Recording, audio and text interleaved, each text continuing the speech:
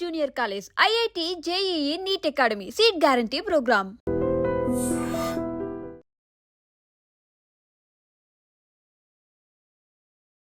Hi hello నమస్తే welcome back to iDream Media. ఈరోజు మనతో ఉన్నారు ఫ్యామిలీ కౌన్సిలర్ మోటివేషనల్ స్పీకర్ అయిన రజనీ రమ్మ గారు. అయితే ఏ విషయం మీద మాట్లాడడానికి ఈరోజు రజనీ రమ్మ గారు మన ముందుకు వచ్చారు తెలుసా? భార్యకి డబ్బులు ఇవ్వడం, అంటే భరణం కింద ఇస్తారు కదండి డబ్బులు కోర్టు తీర్పిచ్చాక, దానికోసం దొంగతనాలు చేస్తున్న భర్త. అయితే డబ్బులు లేనప్పుడు, అంటే జాబ్ లేనప్పుడు ఇలా డబ్బులు ఇవ్వాల్సినంత అవసరం ఉందా? కోర్టు కూడా అదే చెప్తుందా? అసలు ఏం జరుగుతుంది అనేది తెలుసుకుందాం. నమస్కారం. నమస్తే అక్క, ఇప్పుడు డివోర్స్ వచ్చాక భార్య హౌస్ వైఫ్ అయ్యి ఉండి, లేకపోతే తను జాబ్ చేసే పర్సన్ అయ్యి ఉండి, అది జాబ్ మానేస్తే పెళ్లి కోసం ఈ భరణం అనే ఒక కాన్సెప్ట్ తీసుకొచ్చారు. బట్ భర్త ఏ ఏ సిచ్యువేషన్స్లో భరణం ఇవ్వాల్సి ఉంటుంది, అండ్ ముఖ్యంగా ఈ దొంగతనాలు చేస్తున్న ఈ భర్త కోసం ఏం చెప్తారు? అంటే నాకు అర్థమవుతుంది అన్న, అంటే ఇందాక మీరు చెప్పినట్టు ఏదైనా జాబ్ చేస్తున్నాను, లేకపోతే పెళ్ళికి ముందు ఏదైనా మంచి జాబ్ చేస్తున్నాను, నాకు ప్రాపర్టీస్ ఉన్నాయి అని ఏమన్నా చెప్పుకున్నాడేమో. తర్వాత ఏదైనా ప్రాబ్లం వచ్చి డివోర్స్ అయి ఉండొచ్చు. అలాంటప్పుడు కోర్టు ఏం చేస్తుంది, నువ్వు భరణం ఇవ్వాలని చెప్తుంది. అంటే డివోర్స్ అయిపోయినంత మాత్రం నేను ఏ ఉద్యోగం చేయటం లేని అప్పటికప్పుడు అబద్ధం చెప్పలేరు. మరి నాకే ప్రాపర్టీస్ లేవు అని అప్పటికప్పుడు అబద్ధం చెప్పలేరు. మరి అది లవ్ మ్యారేజా అరేంజ్డ్ మ్యారేజా తెలీదు. లవ్ మ్యారేజ్ అయితే ఖచ్చితంగా కొంచెం బడాయి మాటలు ఎక్కువ చెప్తారు. ఆ చెప్పినప్పుడు ఏమవుతుందంటే మళ్ళీ దాన్ని వెనక్కి తీసుకోలేరు ఆ మాటని. ఇప్పుడు ఇంత దూరం వచ్చినప్పుడు ఈ అబ్బాయి కోర్టులో నిజం ఒప్పుకోవాల్సింది. నేను ఏ జాబు చేయట్లేదు, నాకు ఉండేది కానీ పోయింది, ఏదో ఒకటి అక్కడ అడ్జస్ట్ చేసుకుని చెప్తే బాగుండేది. కానీ ఇతను అలా చెప్పకపోయి ఉండొచ్చు. అందుకనే భరణం ఇవ్వాలని చెప్పి ఉండొచ్చు. ఎందుకంటే భార్య జాబ్ చేయట్లేదేమో, హౌస్ వైఫ్ ఏమో, భార్య అంత డబ్బు గలది కాదు, బీదరాలేమో. అలాంటి సందర్భంలో కూడా భరణం ఇవ్వాలని చెప్తారు. భార్య జాబ్ చేస్తుంటే భరణం ఇవ్వక్కర్లేదు. ఇంకోటి ఏంటంటే ఆమె కట్న కానుకలు చాలా ఎక్కువగా ఇచ్చి ఉంటే కనుక, మరి అంత ఇచ్చున్న వాళ్ళకి అంత రిచ్ అనే చెప్పుకోవాలి. అంత ఎక్కువ కట్న కానుకలు ఇస్తే కనుక ఆమె రిచ్చే కాబట్టి భరణం కూడా ఇవ్వాల్సినంత అవసరం లేదు పాక్షికంగా చెప్తారు. ఇది మనకి డీప్గా లాయర్స్ చెప్పగలుగుతారు. అయితే మనకు తెలిసిన సమాచారం అయితే ఇది. ఈ తర్వాత ఉద్యోగం, భర్తకు ఉద్యోగం లేకపోయినా, ఇన్కమ్ లేకపోయినా, ప్రాపర్టీస్ లేకపోయినా కూడా భరణం ఇవ్వాల్సిన అవసరం లేదు. కానీ ఈ అబ్బాయి ఏం చేశాడు, దొంగతనం చేసి మరీ భరణం ఇస్తున్నాడంటే కోర్టు వాళ్ళకి ఏదో అబద్ధాలు చెప్పుంటాడు. అంటే అందుకే చెప్తారు, ఒక అబద్ధం కోసం జీవితకాలం అబద్ధాలు ఆడాలి. ఒక అబద్ధం ఆడితే 100 అబద్ధాలు 1000 అబద్ధాలు కంటిన్యూగా ఆడుకుంటూ వెళ్ళాలి. ఇంకొకటి, అబద్ధాలు ఆడే వాళ్ళకి జ్ఞాపక శక్తి చాలా ఎక్కువగా ఉండాలి. లేకపోతే ముందు ఏం అబద్ధం ఆడాడు 100 అబద్ధాలు ఆడే గుర్తురాదు. అది ఎప్పుడైనా సరే ఉన్నది ఉన్నట్టుగా మాట్లాడుకోవటం అనేది మంచి విషయం. నువ్వంటే ఇష్టం ఉంటే పెళ్లి చేసుకుంటుంటాను, నువ్వు అవున్నాయి ఉన్నాయని చెప్పాల్సిన అవసరం లేదు. ఈ అబ్బాయి విషయంలో అదే జరిగి ఉంటుంది. అందుకని కోర్టు వాళ్ళు భరణం ఇవ్వమన్నారు. అయితే మాత్రం అలా అందాక కూడా చెప్పాను, ఆ తీర్పు ఎప్పుడైతే జడ్జిమెంట్ ఇచ్చారో అప్పుడు చెప్పు ఉండాల్సింది, చెప్తే సేవ్ అయ్యేవాడు. లేకపోతే ఇంకోటి అయి ఉండొచ్చు, భార్య మీద అతి ప్రేమేమో, నేను ఏం చేసైనా సరే ఆమెకు భరణం ఇస్తాను అని ఒప్పుకున్నాడేమో. అందుకని చెప్పి ముందు ఏదో విధంగా ఇచ్చుంటాడు, తర్వాత ఏమీ లేక మళ్ళీ దొంగతనానికి పాల్పడ్డా. ఏది ఏమైనా సరే అతను తప్పుదారిలో వెళ్ళాడు. ఇప్పుడే అరెస్ట్ అవుతాడు, అయి ఉంటాడు, విషయాలన్నీ బయటకు వస్తాయి. సో ఇప్పుడు కోర్టు వాళ్ళు కూడా అన్ని నిజాలు తేలుస్తారు. ఇప్పుడు భరణం ఆటోమేటిక్గా క్యాన్సిల్ అవుతుంది. ఎక్స్ట్రా దొంగతనాలు చేసేందుకు ఇతనికి శిక్ష అనుభవించాల్సి వస్తుంది. అయితే వినడానికి ఎంతో విచిత్రంగా అనిపించిందో, ఒక పక్కన ఈ భరణం అనే కాన్సెప్ట్ ఇంత దారుణంగా మారిపోయిందా అనేది కూడా అనిపిస్తూ ఉందన్నమాట. అయితే చాలా మంది పెళ్ళిళ్ళు, ముఖ్యంగా ఈ రోజుల్లో చూసుకున్నట్లయితే పెళ్లి అనేదానికి ఒకప్పుడు చాలా గౌరవం ఉండేది. పెళ్లి అంటే అది ఒక నిజంగా ఒక పండగలో చూసేవాళ్ళు, దానికి చాలా గౌరవం ఇచ్చేవాళ్ళు. అయితే ఇప్పుడు అది ఒక స్కామ్ కింద మారిపోయింది అనడంలో మీ ఉద్దేశం ఏంటి? అవును, అలాగే తయారైంది. ఇప్పుడు ప్రాపర్టీస్ లాగేసుకోవడానికి కొంతమంది అమ్మాయిలు ఎన్నుకున్న మార్గం ఇది. విడాకులు ఇచ్చేస్తే ఏమవుతుందంటే, అంటే కొన్ని యాక్ట్స్ ప్రకారం, అది లాయర్లు అయితే ఇంకా డీప్గా చెప్పగలుగుతారు, వాళ్ళకి ఆస్తిలో భాగం వస్తుంది పిల్లలు ఎవరన్నా ఉంటే అని వాళ్ళ ఆలోచన.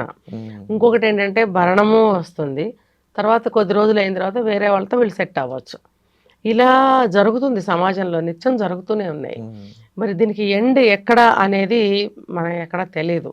కానీ చట్టాలు ఆ రకంగా రూపొందించి ఉన్నప్పుడు ఇలాంటి వాళ్ళు బాగా అడ్వాంటేజ్ తీసుకుంటున్నారు. కాబట్టి అబ్బాయిలందరూ కూడా మేల్కోవాలి ఇలాంటి విషయాల్లో.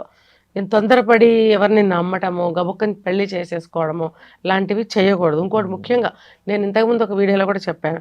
నాకు ఇంతంత ప్రాపర్టీస్ ఉన్నాయి, మా ఫాదర్ ఫలానా, మా మదర్ ఫలానా, మా తాతలు ఫలానా, మాకు ఇంత ప్రాపర్టీస్ ఉన్నాయి అనేటువంటి విషయాల గురించి చెప్పకండి అమ్మాయిలకి.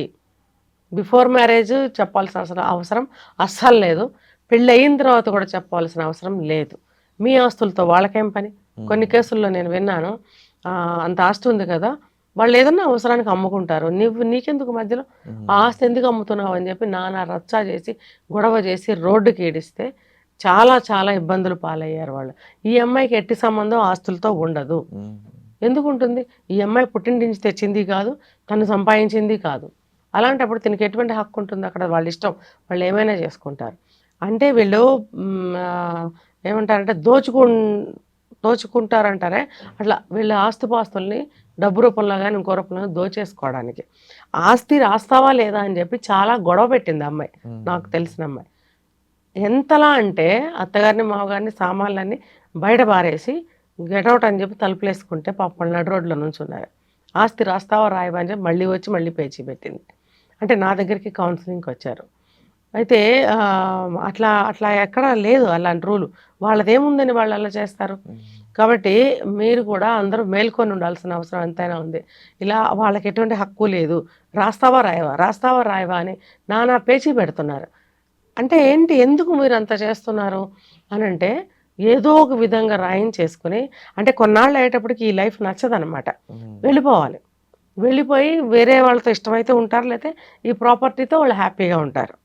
కాబట్టి ఈ భరణాలు, ఈ ప్రాపర్టీలు అనేవి కూడా కంప్లీట్గా నాకు న్యాయబద్ధంగా జరగటం లేదనేది అర్థమవుతుంది, తెలుస్తుంది నాకు కూడా. కాబట్టి ఈ భరణాలు ఇవన్నీ కూడా అబ్బాయిలు చాలా జాగ్రత్తగా ఉండాలి. దేనికి కూడా మన వివరాలు వాళ్ళకి చెప్పొద్దు. అక్క మీరు ఇప్పుడు చెప్పినట్లు చూస్తే నిజంగా ఇలాంటి స్కామ్స్ ఏవైతే ఉన్నాయో పెరిగిపోతా ఉన్నాయి, దానికి గల కారణం డబ్బు.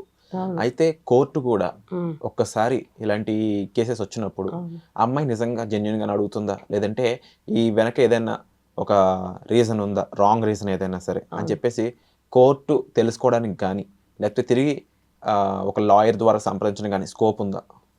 ఖచ్చితంగా స్కోప్ ఉందా అంటే వాళ్ళు చెయ్యాలి. ఇప్పుడు మొన్న మనం ఒక వీడియో చేసాం, 12 పెళ్ళిళ్ళు చేసుకుంది ఒక అమ్మాయి. ఏంటి అని అడిగితే తేలిన విషయం ఏంటంటే డబ్బు కోసం అని. డబ్బు కోసం అన్నప్పుడు అది వాళ్ళు కూడా కొంచెం రివర్స్లో వెళ్ళటం జరిగింది. మీరు తెలియకుండా ఎలా మాట్లాడుతున్నారు, తెలియకుండానే ఇంత బయటకు వస్తాయి ఆ విషయాలు. 1 కాదు 2 కాదు 12 కాదు, పోనీ 5 అనుకుందాం. 5 పెళ్ళిళ్ళైనా ఎందుకు చేసుకోవాలి? మరి ఏ ఉద్దేశంతో 1 కాదు 2 కాదు, 3వ భర్తతోనైనా నువ్వు మంచిగా సెటిల్ అయిపోవాలి కదా. నువ్వు 5, 10, 12 దాకా వెళ్ళావంటే అది ఖచ్చితంగా బయటకు వచ్చిన విషయమే. అది బయటకు వచ్చింది, అంతా గొడవ అయింది, ఎఫ్ఐఆర్ ఫైల్ చేశారు. ఎఫ్ఐఆర్ ఫైల్ అయిందంటే ఇది జరగలేదు అని మీరు ఎలా వాదిస్తారు? ఎఫ్ఐఆర్ ఫైల్ చేశారు, చేసిన తర్వాత చాలా గొడవ అయింది. మరి ఇప్పుడు ఆ కేసు ఎటు వెళ్ళింది అనేది మనకి నెక్స్ట్ ఫాలోఅప్ మనం చేయలేదు. కానీ ఎందుకు చేస్తున్నారంటే డబ్బు కోసమే. ఈ డబ్బు, ఇది స్కామే, నువ్వు అన్నట్టు స్కామే ఇదంతా కూడా. ఎవరిని బాధ పెట్టడానికి, ఎవరిని దోచేసుకోవడానికి, మీ ఆస్తిపాస్తులు, మీ సొమ్ములు, మీ హక్కులు కానీ ఏం ఉన్నాయని చెప్పి అబ్బాయిల్ని ఇలా చేస్తున్నారని నేను అడుగుతున్నాను. సో ఇది ఇలా ఉన్నప్పుడు కోర్టు వాళ్ళు కూడా ఖచ్చితంగా ఇన్వెస్టిగేషన్ చేసిన తర్వాతే తీర్పు చెప్పాల్సిన అవసరం ఎంతైనా ఉంది. గుడ్డిగా న్యాయం గుడ్డిది, చట్టం గుడ్డిది అని దానికి గంతలు కట్టేసి మీ ఇష్టం వచ్చిన తీర్పులు చెప్తే ఎంతోమంది నిర్దోషులు, లేకపోతే వేరే విధంగా సఫర్ అయ్యేవాళ్ళు ఎన్నో బాధలు పడుతున్నారు. ఇప్పుడు దొంగతనం చేసి భరణం ఇవ్వాల్సిన పనేముంది? మరి నమ్మి పెళ్లి చేసుకున్నందుకు ఆస్తులు రాసి ఇవ్వాల్సిన పనేముంది? ఈ అన్యాయాలన్నీ మరి కోర్టు అలాంటి తీర్పులు ఇవ్వడం వల్లే జరుగుతున్నాయి కదా. ఇలాంటి అన్యాయాలు జరగకుండా కాపాడేది న్యాయస్థానం. వండర్ఫుల్. అండ్ ఈ అంశంపై మీరేమనుకుంటున్నారంటే, ఈ టాపిక్ ఏదైతే ఉందో, ఈ భరణం అనే కాన్సెప్ట్, దీనిపై మీ ఉద్దేశం ఏంటో తప్పకుండా కామెంట్ సెక్షన్లో మెన్షన్ చేయండి. అండ్ రజనీ రమ్మ గారితో ఎలాంటి ఫ్యామిలీ ఇష్యూ మీద ఒక ఎపిసోడ్ చేయమంటారో కూడా కామెంట్ చేయండి. దానిపై ఒక ఎపిసోడ్ మీ ముందు తీసుకొచ్చే ప్రయత్నం అయితే చేస్తాం. Thank you so much.